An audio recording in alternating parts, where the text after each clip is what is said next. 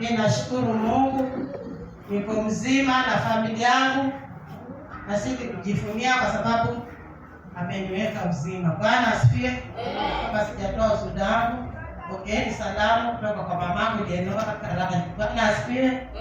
Anawapenda sana na amewasalimia. Nawatakia mwaka mpya wenye mafanikio. Bwana asifiwe. Bwana asifiwe tena. Mimi nashukuru Mungu. Nikitoa ushuhuda hata naweza tunapaka kesho kuta. Bwana asifiwe.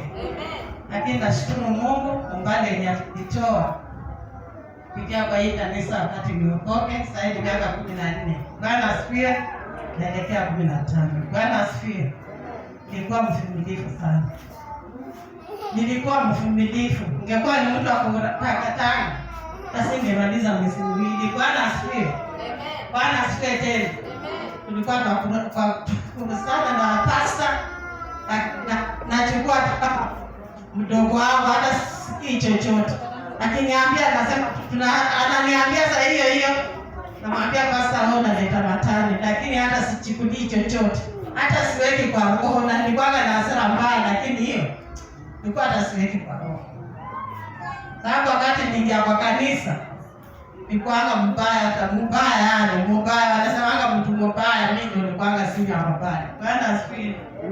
Bwana asifiwe tena. Nilikuwa mbaya sana. Ili kufikia kwa kanisa hii ilinibadilisha. Bwana asifiwe. Tena ilinibadilisha vibaya sana. Kwa sababu nilikuwa na hasira mbaya. Yaani ukinifanya tu kitu kidogo hivi, nikianza tu kutoka machozi, naona polisi ndio watakuja na Landrover kunitoa. Bwana asifiwe. Asemi lolote mpaka siku ile nitaenda. Mpaka anaambia mfanyakazi, huyo basi huyo fanye kitu kama hajakwambia. Usipofanya tu kitu ufanyie kitu na kitu kitoka tu kulala, umepaka maji, umefanya nini? Wasijaribu tu kukuuliza, akikuuliza ni kofi. Bwana asifiwe. Sasa pale nyumbani watu walikuwa wananiogopa. Sisi tuko watoto wengi sana. Mama hata ukimwona sasa hivi sikujua kama alizaa watoto 15. Bwana asifiwe. Ni mama ako strong. Ni mama pia alilea watu wa nje.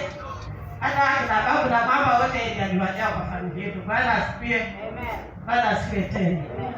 Ndio namuona bado Mungu amempa uhai mpaka leo. Baada nasafiri, hata akisema nasafiria South Africa, nasafiri tu baada na nguvu zake. Bwana asifiwe. Bwana asifiwe tena. Mimi najivunia kwa kanisa. Hata yeye alikuja. Akile niliingia kwa wokovu. Ndugu wangu alikuwa hapo Mombasa. Katu kweli, anasema huko Mombasa ni kanisa pale. Kanisa la kuua watu. Bwana asifiwe. Wataka kuua wenzangu. Sasa ni wewe wenzangu kwa sababu gani? Nasema hapana, nitakupeleka mpaka kwa pasta, ongee naye. Wewe ni mtumishi. Kama ni mtu mbaya utaona ni mtu mbaya. Sio na mtumishi unaomba. Mtu mbaya kama wewe unaomba na nini yake itaelewana na wewe. Kama atakuwa ni mtu mbaya, damu yake na wewe itaendana. Bwana asifiwe. Mama alikubaliana na hilo. Kambeba mpaka kwa mtumishi, wakaongea mawili matatu. Wakaongea naye kama mamake mzazi. Wakaongea wakaelewana. Mama akasema nimemkabidhi mtoto wangu. Lakini sasa sitaki kusikia hata amekanyaga kwa mlango mwingine wa kanisa. Heri arudi mahali penye ametoka. Bwana asifiwe. Bwana asifiwe tena. Sasa mama anajiongea hivyo na mtumishi. Mimi sio rahisi. Hata kanisa ikakuwa tu hapo imesimama tu watu wanaenda.